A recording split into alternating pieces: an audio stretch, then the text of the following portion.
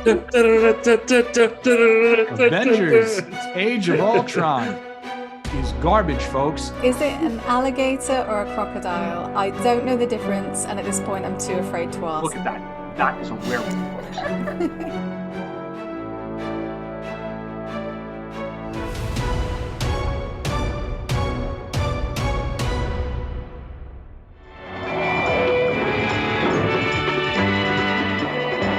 Is wanted for a murder he didn't commit. David Banner is believed to be dead, and he must let the world think that he is dead until he can find a way to control the raging spirit that dwells within him.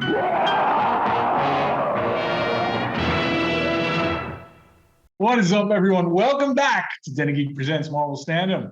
I'm Mike Cecchini, and with me, for all time and always, say hello to Den of Geek TV editor Alec Bojalad, Den of Geek News and Features editor Kirsten Howard, and welcome once again, brilliant pop culture writer and Den of Geek contributor, Joe George. And we're doing something a little different this week.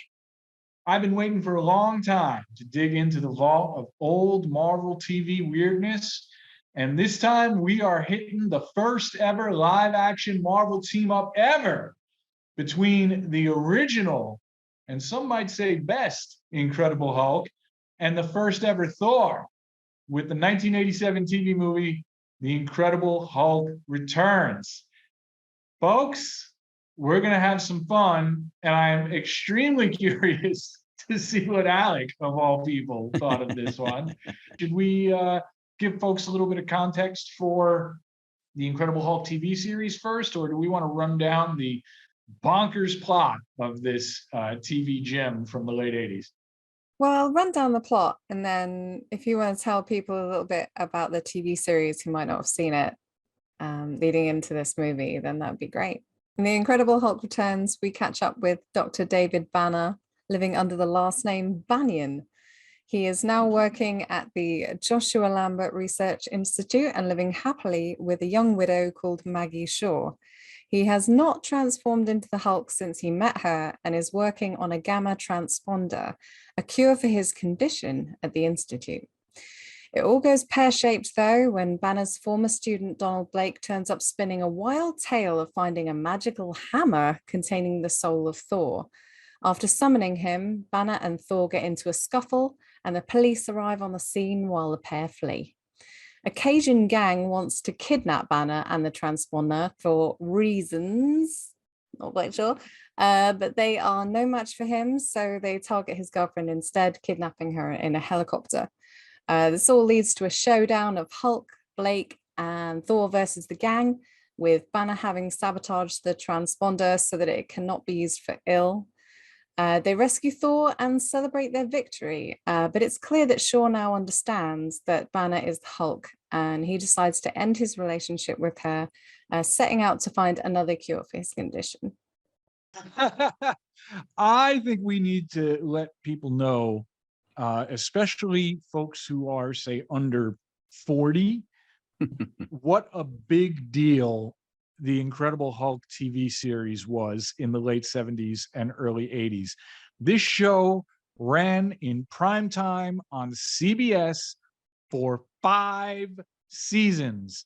5 seasons where it did weekly numbers that would put every single television show of the prestige TV era to shame.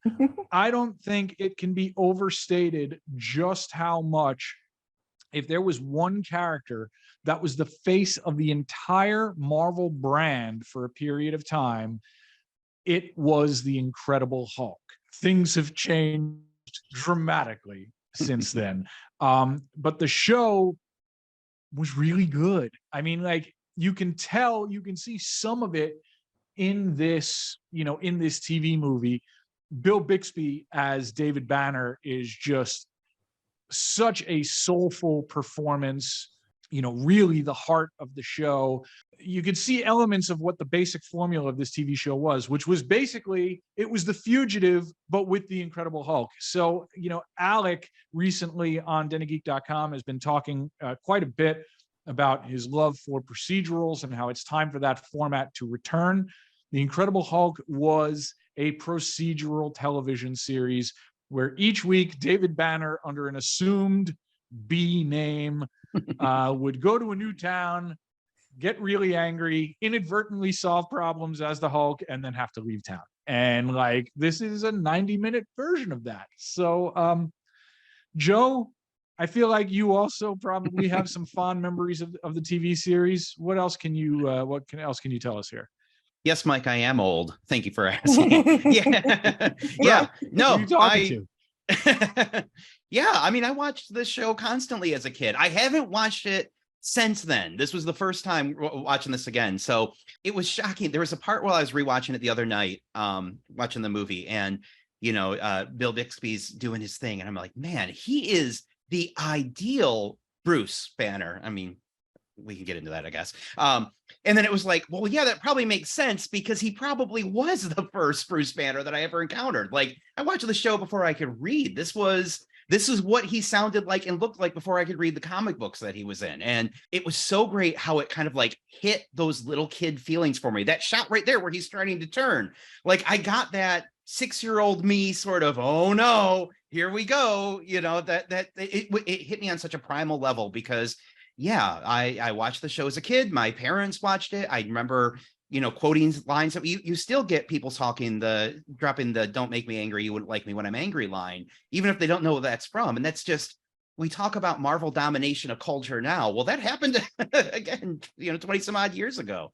I will say I have watched other episodes of this show fairly recently, including the pilot movie, which is fantastic. Like the pilot movie, watch the first 2-hour Incredible Hulk TV movie, which is sometimes broken up as like 2 episodes, right? And it feels like a high concept cable TV pitch where it's like, we're going to do the Hulk, but it's going to be like a grounded and really emotional take. And we're going to take elements from like The Fugitive and whatever.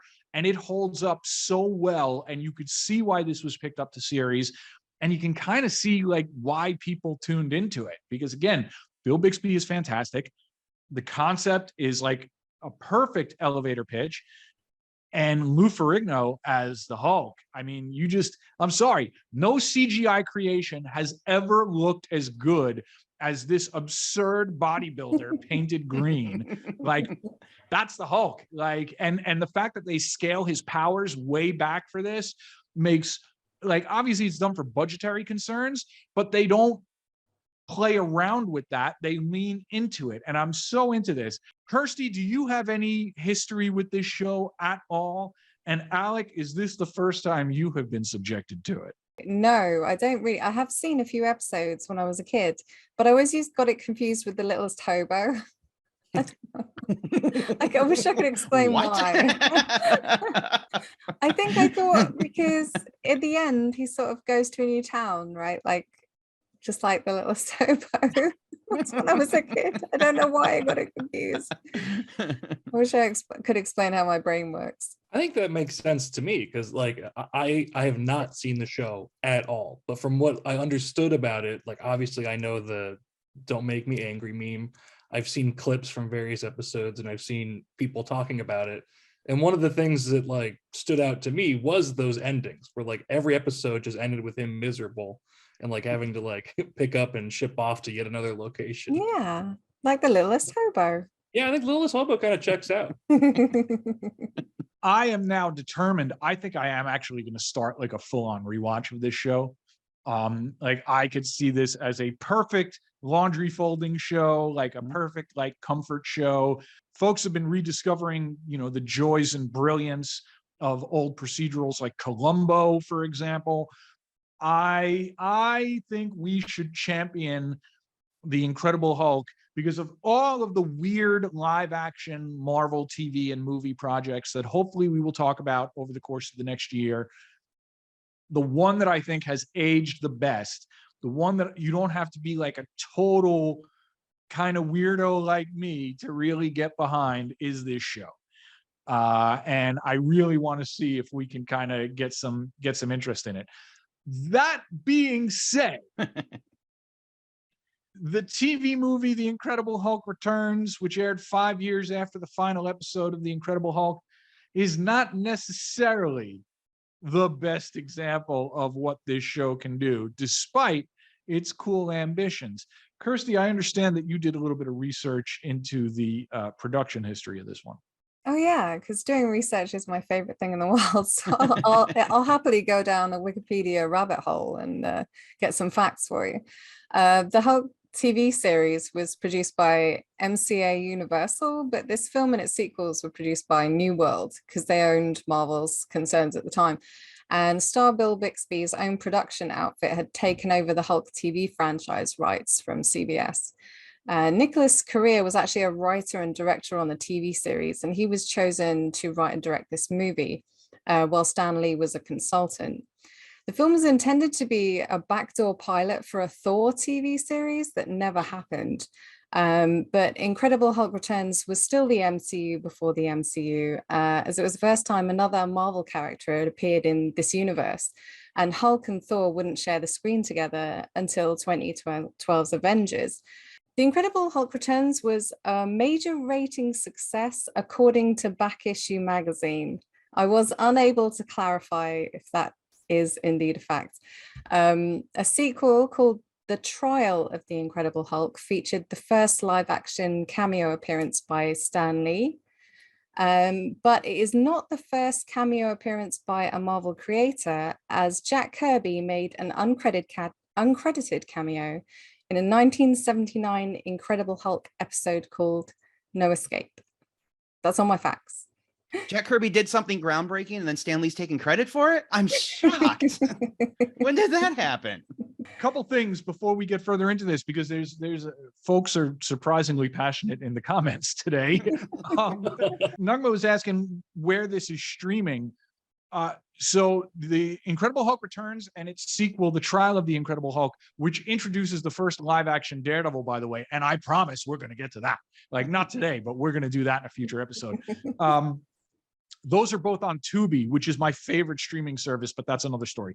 And they are not a sponsor of the show, but Tubi, if you're listening. Yeah. So I don't know where this is streaming. Lee, help us out here, bro. Last I checked, I know at one point it was on Peacock, because this is one of those things, the whole Marvel Universal deal with the Hulk is kind of like weird and questionable. So I know at one point, I believe this was streaming on Peacock. I don't know if it's still there. But yeah, we need to find out where it's happening, and folks need to start watching this. Let's see, what else have we got here? Lee was asking as well, like why he was David Banner and not Bruce Banner on this show. Oh no, we know why, don't we? Even I know this. Yes. The network thought that the name Bruce was too gay. I honestly swear to God, I always just assumed it was because the Batman 60s TV series was in such like constant rotation in reruns that I just assumed that, you know, that was why they didn't want like a Bruce Wayne, like Bruce Banner thing. But Lee says that this is available on Apple TV. Interesting. Prime Video or Vudu on your Roku device. I think Prime, it's probably paid, right? Folks need to start watching this. It's really, really cool. I don't know if I recommend that you start with The Incredible Hulk Returns. I feel like The Incredible Hulk Returns works a little bit better if you are kind of, you know. So I want to go around the horn here. I'm going to start with you, Alec. As you guys have been talking, I'm getting like this sinking feeling in my stomach because like you're so excited, and now like the comments are coming in and people are all hyped. And I regret to inform you, I hated this. Oh. I'm sure the original, like the Incredible Hulk TV series, is great. Like Lord knows, as you said, Mike, I appreciate a 45-minute long TV procedural. Oh, but God, this was boring. I was so bored. It was so dumb. I'll say that, like, part of me, like, I did not anticipate this. I thought I was actually going to be pretty into it because, as we've discussed frequently of late, like, we're all kind of getting a little bored with like the slick Marvel green screen style, and I was like really looking forward to something that was all practical, very almost like DIY, had like that old-timey spirit of filmmaking within it. And like, sure, it has all that, but it also sucks. So like, I don't know what to tell you. I was not a fan. I'll say that. it's hard for me to defend this. I'm going to later, but like, this is one of those things, like, especially for a modern / younger viewer, I can't fight you too hard, Alec. Wait till you see some of the other stuff on the menu later in the year. Although maybe we'll get another guest for some of them, so I'm not I was gonna say, torturing you if I too much. upset you guys somehow, have you decided to just turn Marvel Standom into a vehicle for my torment? Yeah, 2022. I feel like that was a vehicle for Mike's torment, right? So spotlight's on you now, Alec. Kirsty, how about you? I have a feeling that we're going to be going from like cold to hot on this one, but you know, like, what were your feelings on this? Perhaps not hot, but certainly warm. This is definitely a TV movie that happened. It's in no way cinematic, but it's still fun to watch.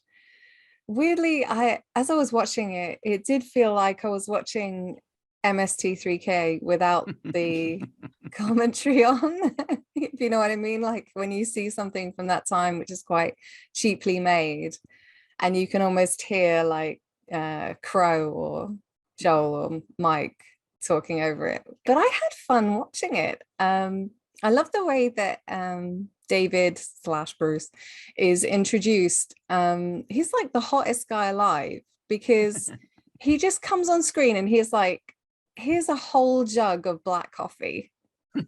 And that jug of black coffee makes a comeback later. I've got to say the jug of coffee is my favorite character in the movie overall. I just think that's great. Like if some guy appeared with like a whole jug of black coffee, I'd be like, hi. I'd just be jazzed to see him. So that the movie opened well for me. There was also a line where someone said, this is the 80s. I don't know what a good cause is anymore. And I was thinking, wow, the more things change, the more they stay the same, right? I still don't know why the mob were involved in taking Banner's transponder. I don't know whether I looked away or missed something. Hopefully somebody can fill me in on that later. This really does have the core Thor vibes as well. I really like this version of Thor. He is just some guy that, it feels like some guy they got in off the street, really. But I like that. I like that they didn't try that hard with Thor. And it's really weird to see people throwing the hammer around like it was nothing. Like, and it's so small. I don't know, there's a charm to it is what I'm saying. The whole thing's very charming, and the action's really quaint. Like there's you know, when a car flips over, it's like the big climax. Like now, you know, it's not just Hulk lifting up the back of a car as like a huge like that. Like now he would just like pelt it into the stratosphere and it would explode in the sun or something. Yeah, it was just charming and I had a good time watching it. I already have much more to say. Okay. I'm sorry. Okay, just but give me please. one second. Kirsty, I'm glad you mentioned the coffee. Like, isn't the whole thing that he has to keep his heart rate down? Like, why is this guy chugging coffee like Peter? You're right. Like he's playing with fire. Tempting fate. He's like, I keep on turning into this caffeinated rage monster, and I don't get why. He also gets laid more times in this episode than everybody in the MCU combined over the last 15 years of movies and television shows. Bro, in the first 3 minutes, he is softly blowing on the nape of a woman's neck. David Banner is a whore. Like this is horny. And the sequel movie brings in Matt Murdock. I haven't rewatched that one since a kid, but I can only imagine what's going on there. As Lee points out, he is constantly caffeinated and sexually excited. And he's just like, oh God, this whole thing keeps on happening. I don't get it. Joe, it's you and me, buddy. Like, this movie ruled. You people are crazy. Like, and I know there's nostalgia talking, but I enjoyed this so much. And okay, there are cheesy things and we can address those, but I think this is really well directed. The the dissolve shot from him showing off the transponder to Banner just standing there by himself, they didn't have to do that in an 80s TV movie, and it looked great. And then the way that the camera's moving around him as he's giving his monologue, that's way more visual panache than they needed to put into that. And I think there's lots of that.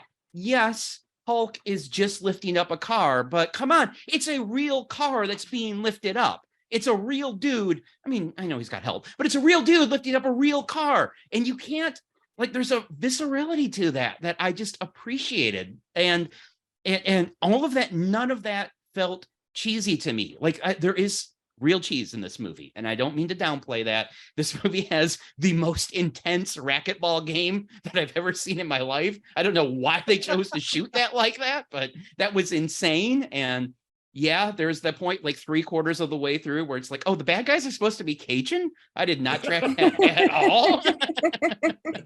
He's just like, I got the same Cajun blood as you. And I'm like, what are you talking about, doll man? I have no idea. Yes.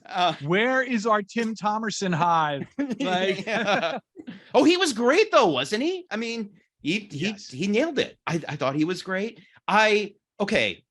Kirsten, you didn't seem to address this, so maybe your kids didn't watch this, but my kids loved, it's a Nickelodeon or Disney show called Good Luck Charlie, and the dad in that is playing Thor in this. And it's a perfectly fine kids sitcom that my older kids really loved. And he's so good as Thor. Like, he's charming and he's a big himbo and he's doing the Chris Hemsworth thing before Chris Hemsworth did it. And he's so good. Like, I thought that one of the down things, Steve Levitt, Donald Blake, is really irritating. He's really bad. But outside of that, I was like, I could totally go for a Thor team-up show just to get more of this Thor. Had I been a Nielsen home in 88 or whatever, I would have totally been rewatching this and writing it in my book to get more of that Thor show. No, this is awesome. You guys are crazy. I liked it. No, loved it. That's the only option. No. It's awesome. Objectively speaking, I know this is not very good. Okay. Like, and it's not even as good as many episodes of the Incredible Hulk TV series, which were far less flashy and did not feature did not feature Thor or any other supernatural villains like at all, ever. Okay. But yes, big nostalgia goggles on for this. But more importantly, and as we have kind of seen in recent years, I think it is very important now for superhero media to get weird again. And this is weird. It's low key, it's high concept, it's weird, it's low budget. Like, Hulk is a bodybuilder in green paint and a wig and looks better than any special effect. Like, Thor is not even necessarily a god or an Asgardian in this, right? Like, is not wearing anything colorful or even a cape, is really just dressed like a Viking warrior. And that armor is legit, by the way. Like, that dude is wearing like metal armor. I just appreciate the weirdness. I appreciate the practical effects. I'm a sucker for any live action superhero thing that features people actually hanging off of a helicopter. Like, we get that in the climax of this. There's a great one in the Shazam live action TV series from the late 1970s, which I do not recommend to any casual fans, like only for highly evolved weirdos like me and Joe. But there's a terrific sequence where like, not a stuntman, the dude actually wearing that suit has to bring a helicopter down, and it looks amazing. There's a great one in the Spider-Man live action TV series where they're hanging the stuntman like off of the bottom of a helicopter, like 800 feet over Los Angeles, and it looks amazing. So like, all of these things, I don't know, I could just watch the highlights of this over and over again and just appreciate the weirdness of it. But I get that it is not for modern audiences. Alec, I will try not to torture you too much in future episodes. I had a feeling you weren't going to particularly love this. I was a little disappointed that maybe you didn't kind of Feel the weirdness a little bit. Like, that's all I'm asking everybody to do is just like embrace the weirdness. And also, you got to understand, there was nothing else at this time. Like, there wasn't even a Batman movie when this thing aired, folks. There was nothing. We were a year removed from Superman 4, The Quest for Peace. Like, or not even that. Like, not like that's how desperate we were for superhero media at the time. So like, we were just happy to have it. Okay, I don't think people gotta- understand. hang on. I've got to go back to something because Joe was just like, Kirsty, how dare you be mean to this Thor? This is the perfect Thor. But you got to understand, I didn't watch this, in the 80s. I only just watched it last week. And my 80s Thor was Vincent D'Onofrio in Adventures in Babysitting. And for me, Yes. no one was going to top that. So that's my excuse. I'm sorry I was mean to this guy. I mean, D'Onofrio's Thor cameo was awesome, especially at the time as a kid. But I mean, you got to understand that the fact that Thor even had a hammer felt like a deep Marvel cut at that time. They were the things that they would give you are such little scraps that you would get so excited that there was some sort of wink to a comic book thing that you knew. Like I remember, I didn't watch this when it was aired. A friend had a movie on the tape with this in the trial of Incredible Hulk, the one with Daredevil, and watching them at the time being really excited that, that Wilson Fisk is in the next one. And that's just insane that regular people would know who the Kingpin is, it's not to be all when I was your age, but when I was your age, they would make Thor shout Odin all of a sudden for no reason. And we would like it because that was them recognizing our hobby and giving it legitimacy. So you got to understand, that's as good as it got back then. I will say that even as a kid, I was annoyed with the making, Donald Blake and Thor people that coexist because they've done away with this in the comics now too. But like at one point, Thor was basically like Shazam, where it was like, it's like, you're like this scrawny doctor, you with your walking stick, and you hit the walking stick and suddenly you trade places and become Thor with a hammer. Right. And here, and you know what? The whole like origin story flashback in this, I'm always like, I'm so on board with it. It's like, I found the tomb of this Viking warrior. And I'm like, this is better than the comics origin, right? Like, this is one of those things where I'm like, oh my God, they're really doing it. And then it's like, no, it's meant to be, like a fish out of water / buddy comedy thing. And the reason they did that was because they were envisioning this as a backdoor pilot for a Thor TV series, which I think at one point was even envisioned as like a sitcom. But like you can see in that whole bar sequence with that adorable, like off-brand John Cafferty and the Beaver Brown Band song, like whatever the hell that's supposed to be, like during the bar montage, you can kind of see like what this TV show was supposed to be with like like the neurotic Dr. Blake and this bumbling goon, like would just, blunder into problem solving situations and get in fights every week. Like, I feel like you can kind of see what this was going for there, but the show obviously was never picked up and we were either denied or spared this, depending on your point of view. I was aware of Donald Blake just because of this show. Like, I didn't know about Donald Blake before I started doing stand-up. But yeah, so like when they said you're that guy Donald Blake, I'm like, that sounds familiar. And then once Thor came in, I got the connection, even if it wasn't comic canon accurate. The weird thing about their interactions and why they would want to set up like a buddy comedy type thing is that Donald's so mean to him. He's so mean. Really is. Yeah. And I don't fully understand why. It's like, you're the one who like woke this guy up from the dead and he's doing nothing but like solving all your problems. I did not get It's Donald true. being such a jerk. All Thor wants to do is like take Don out, get him drunk, get him laid. Like, Yeah. So at the end of the movie, Dr. Shaw says, doesn't she say like, I miss Don? Like when he leaves, like they interacted. Yes, like she 4.5 does. seconds. And then David says, well, he certainly knows how to liven up a party. You're like, When? Does he, though? What? Who? Who are we talking about here? I also love the bit right before then where what's her Shaw or whatever her name is, where she catches David and she walks into her backyard and finds David naked with the dog standing next to him, and that's the big reveal that she's been up to something. That shot is so off. Yeah, there it is. That is so you can understand why he's like, let me tell you about the green guy I turned into. That's less weird than what you're thinking.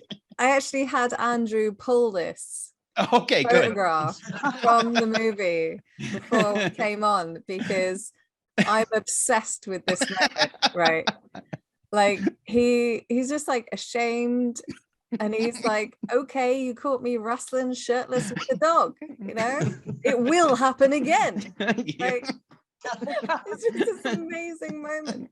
It's like, you know, it's treated early on, you know, pretty much until that shot, like, you know, David's mysterious past, like it's implied that, you know, she probably thinks that he's like a recovering addict, you know, which is often how this was treated in the show historically, you know, and like it's almost kind of sensitively handled, mostly through the genius of Bill Bixby, which, as Mo in the comments just said, like Bill Bixby is the MVP. And absolutely, like Bill Bixby, folks, look, we're never going to get a Superman as good as Christopher Reeve ever again. Like maybe we will, but like Christopher Reeve still just remains like when you're on the like Mount Rushmore of superhero performances. But like honestly, Bill Bixby kind of should be there as well. Like it's taking nothing away from Mark Ruffalo at all. But if you watch this show, and again, this movie is not the best representation of what that show was, Bill Bixby is so haunted and soulful as this character, and nobody's been able to capture that in the movies, like in part because, you know, they're just not written that way, but like people need to kind of rediscover. And apparently like Bixby had quite a TV career outside of The Incredible Hulk, but this is all I know him from. For as much as I hated this, and I must remind everybody I did, I don't have many Bixby complaints. He is great. And I was struck by how old he looks. Like, I know they'd been doing the show for a while and they came back for this. I had to look up how old he was, and he was, I don't know, like 54, 55, like somewhere around here, early 50s. And it's wild to me just like how we used to let actors appear old, because like it's like the same age as Paul Rudd in the new Ant-Man movie. He looks, he's 19. But yeah, Bixby looks like a real adult, and he also, you know, behaves like a real adult as being as the aforementioned horniness. So I feel like that is missing from kind of modern superhero storytelling, are like figures who are like well and truly adults, and Bixby does a good job at that, and he was good in this. So I'm not mad about that. I'm mad about everything else. I feel bad. As usual, I'm ignoring Kirsty's run of show, folks. I'm just running roughshod over Kirsty's carefully laid plans. Have we spoken enough about the fight scenes between Hulk and Thor yet? I think so. I enjoyed those scenes, at least. They're not hugely inspiring. I'll say another nice thing. Oh, wow, maybe I'm coming around. Maybe this is amazing. Maybe I was wrong. I had never gotten to experience Lou Ferrigno Hulk outside of like a clip or two here or there. And I truly did not know what to expect from it, because the hair is so goofy. And I feel like that's a real turnoff for me as far as the Hulk goes. And I'm just, as a young boy, a child of the 90s, I'm kind of used to CGI, and I can see myself gravitating towards that more than like the practical monsters. Ferrigno works a lot better than I thought it would. Like that's a real thing. Like I buy it. I was not like taken out of it. I literally just, the guy slathered up in green paint and a weird wig works. And it's definitely to Ferrigno's credit that he was able to pull this off, because it's such a wild concept for me as a child of the millennium to wrap my head around. But yeah, Ferrigno Hulk was better than I thought he would be. So there you go. There's another feather in the Hulk's cap. It's strange that they've been trying so long to figure out how do we make the Hulk look good on the screen, and They nailed it there. It just, I'm so glad to hear you say that, Alec, because I was wondering how much it was nostalgia glasses that I'm rewatching this and like, this totally works. Ferrigno is a special effect. He's huge.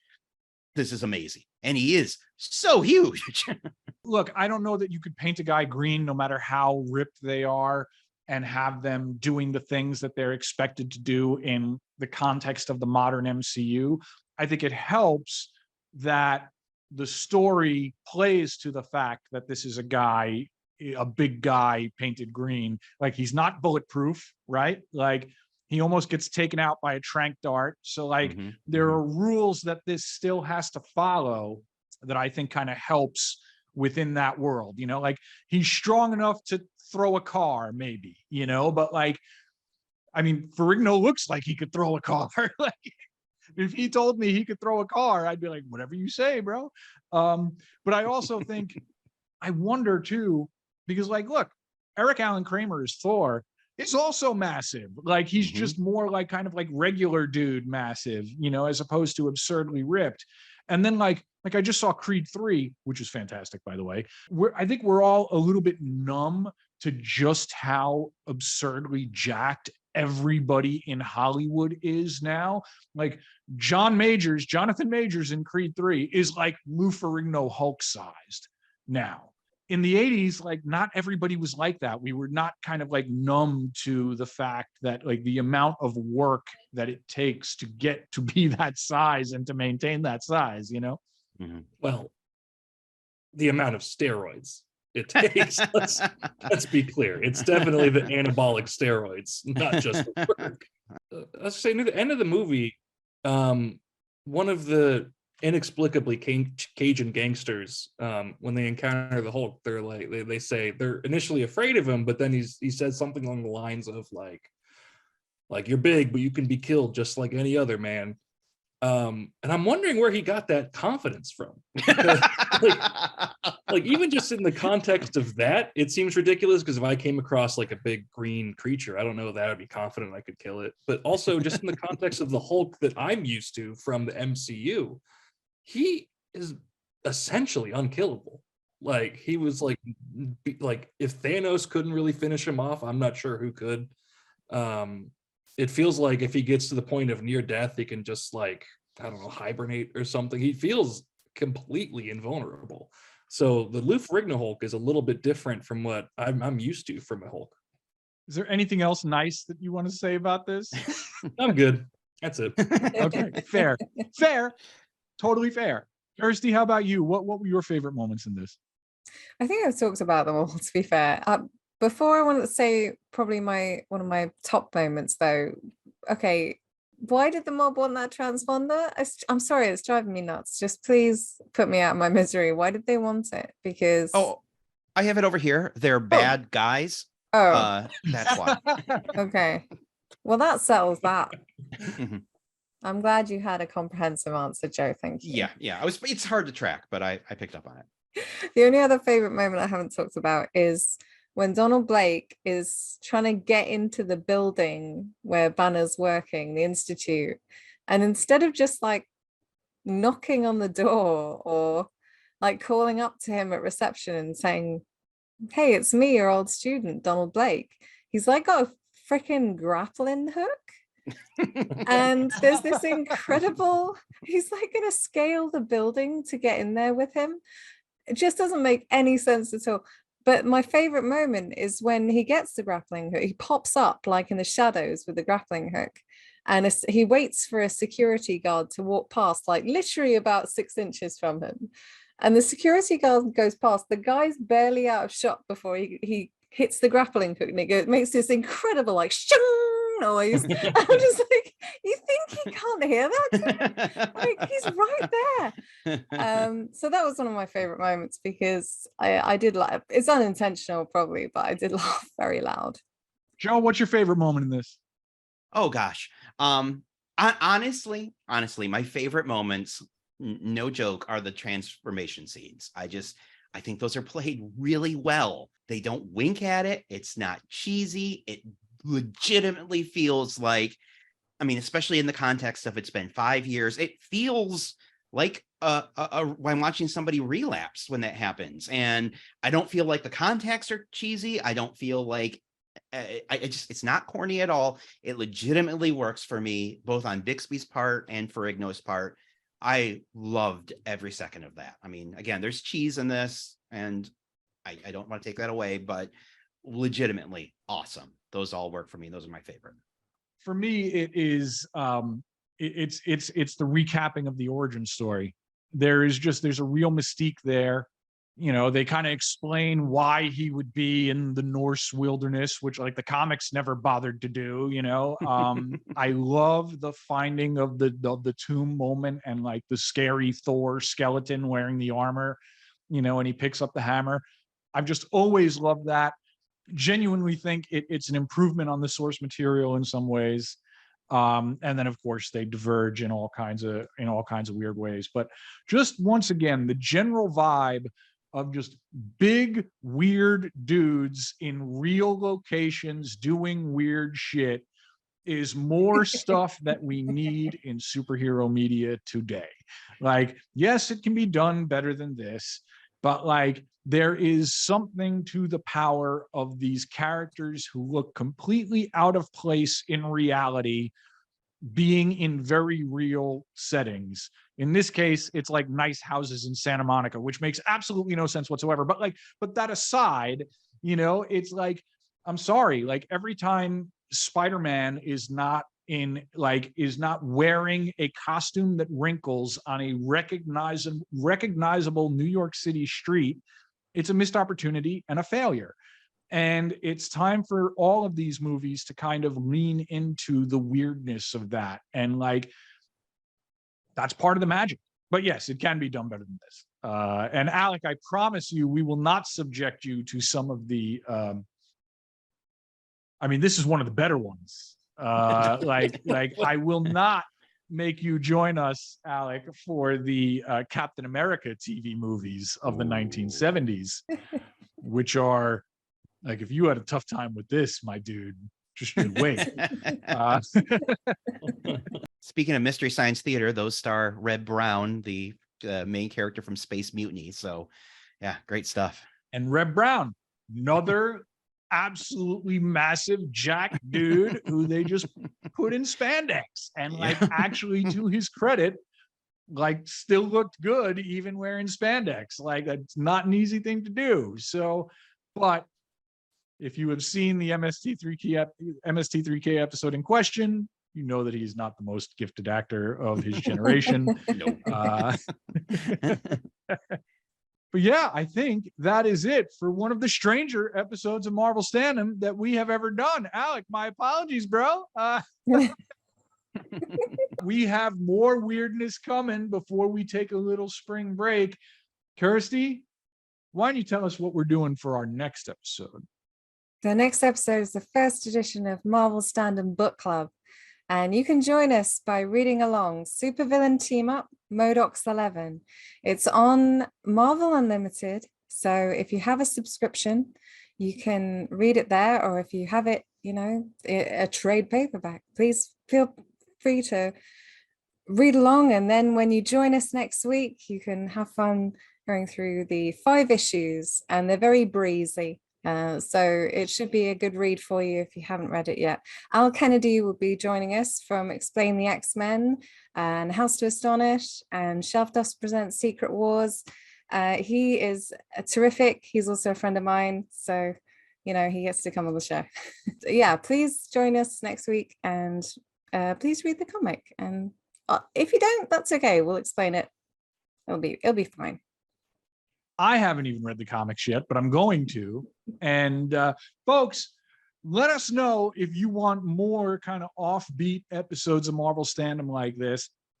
Tell us on Twitter or Instagram. We are at Marvel Standom. You can also add us at Den of Geek US on Twitter, and we are at Den of Geek on Twitter, on Instagram. Basically, get at us. Let us know what you want the next one of these to cover. You want us to cover. Otherwise, it's just going to be me picking them all the time. Thank you all very much for watching. Don't forget to follow Den of Geek US on YouTube and twitch.tv/Den of Geek TV. We will be doing more live episodes, not just next week, but in the weeks following. Like I said, we are at Marvel Standom on Twitter and Instagram. Drop us a line there. Don't forget, we also have a DC show, so check out DC Standom when you can on all major podcast platforms. And don't forget, we have the brilliant Aaron Sager, the very strange and brilliant Aaron Sagers, as the host of Talking Strange, our paranormal show. So keep an eye on all our channels and see what we've got coming. If you came in late, you'll be able to watch this entire episode on denofgeek.com or at our YouTube home, Den of Geek US. Don't forget, you can check out past episodes there and also wherever you get your podcasts. Thank you to Andrew Halley, the best producer in any corner of the multiverse, who we really put through his paces this week. Special shout out to Michael R. He makes the podcast version of this show all it can be. And once again, folks, give a warm welcome back to Lee Parham.